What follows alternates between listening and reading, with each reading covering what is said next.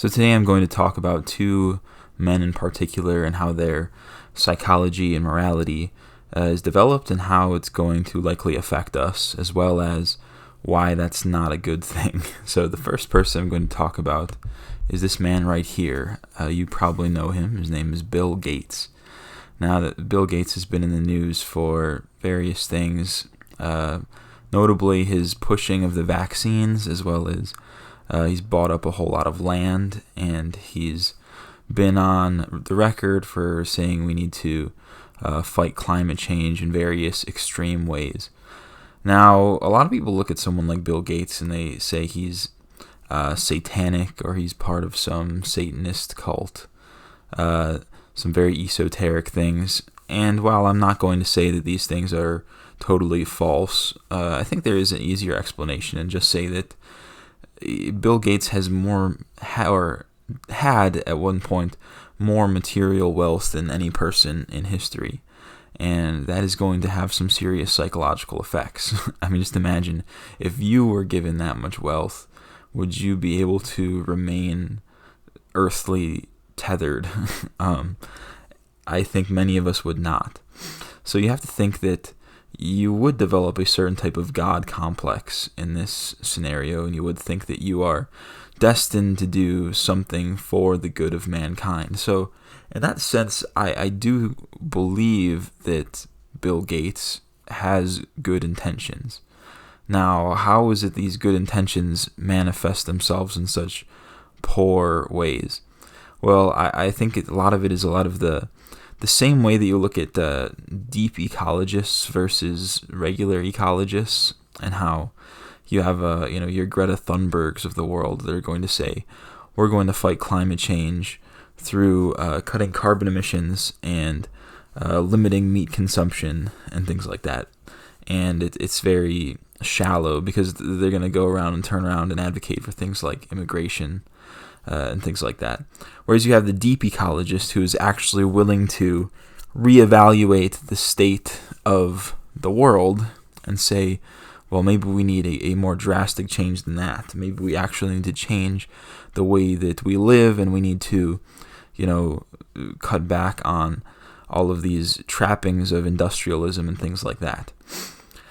Now, in the same way, you have Bill Gates, who sees the problem of impending social collapse of humanity, and he's going to combat that in the only way that he knows how, which is a purely materialist sense, which in effect is a product of nihilism, right? Because the problem is not that Bill Gates wants to save the world, right? If Bill Gates was a traditional Catholic figure and he was pouring all of his resources into a spiritual solution to the world's problems, we wouldn't have a problem. Bill Gates would actually be a very positive figure. The problem is that because he is not religious and has apparently supplanted either himself or some humanistic conception of morality as God, then he's not going to truly evaluate things like the value of a human soul and how a human being should live. And rather, he's going to be more concerned with these material aspects and say that, yes, we can just force humanity into living in a certain way. And I talked about this in a different video, the living in your bug box, your pod, and eating the bugs, and not being able to go anywhere, not owning anything, the World Economic Forum agenda that many of you have probably seen. And all of these things are good from a purely materialist, nihilistic perspective that does not place any value on the human soul. So, with that in mind, is Bill Gates a bad person? Well, he's bad because he rejects any kind of moral absolute principle, but I do think that in a way he does have good intentions, or he could be a psycho-Satanist in the end. I'm not going to discount that possibility, but I'm offering at least something different. Now, you also have Bill Gates, and then in the I don't want to say in opposition to Bill Gates, because they do agree on very many things, but you have another figure this man, let's see. Okay, I gotta get it to pop up. There we go. Elon Musk, right? And some people really like Elon Musk. Some people absolutely hate him. But you have to see that there's a few similarities between him and Bill Gates, and then a few differences. So the primary difference is that he's not pushing for a vaccine, and he seems moderately woke on certain aspects, as far as nefarious forces within the world and, media polarization. And overall, I kind of would describe Elon Musk as a free thinker. I don't think he's, beholden to any interests, and I would very much say that he's not a, Satanist, cultist, pedophile. Once again, I'm not going to totally write that off. I just don't think that's true. But if we're going to say, why is Elon Musk the way that he is? Well, very similar situation. You have a very bright and talented individual, but ultimately he is a nihilist. What are the things that he's advocating for? He wants to get us to space, and he's investing into Neuralink. So we have these two themes that go hand in hand with each other. We have this transhumanism, and we have this space travel, both of which, in my opinion, which is not so much an opinion, I would say it's more of a clear observation, these are two very nihilistic pursuits. Now, why is that? Well, with space travel, you kind of come into the same issues that you have with the whole pod bug-eating lifestyle, which is you're kind of discounting the fact that human happiness is sort of an important aspect towards any goal that you're trying to achieve. If we do get to space, what exactly is the tangible benefit for the human? What is the benefit for the human mind or the human spirit? To go off away from this home planet that is our home and is very beautiful, and as the entire history of the human race has took place right here, and we're going to go live on some desolate space station on Mars. Is that really going to be the final frontier of humanity?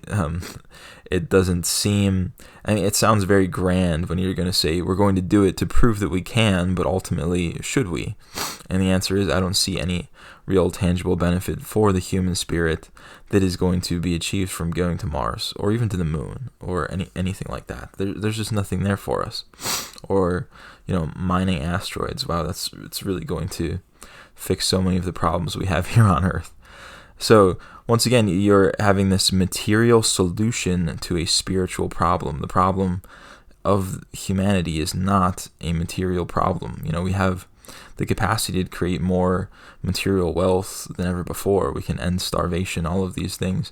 The problem is that we are now totally desolate in spirit, and we're trying to find these ways that we're going to manipulate the human spirit into coping with that, as opposed to changing the environment to accommodate the human spirit.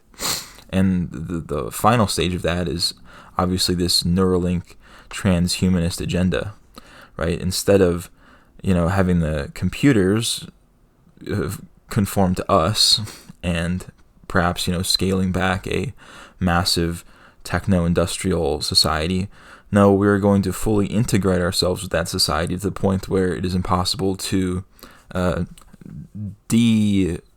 integrate ourselves, to remove ourselves from that society. We are going to be fully attached and inseparable from it by, it's pretty soon we'll be uploading our brains to the cloud.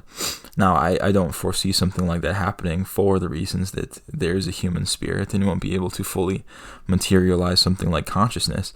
But the fact that you're even trying shows that you have absolutely no appreciation for what is a human spirit or human consciousness. So both of these men look at the problems that are facing humanity, which I think are very much spiritual problems and not material problems, and then trying to end up with material solutions.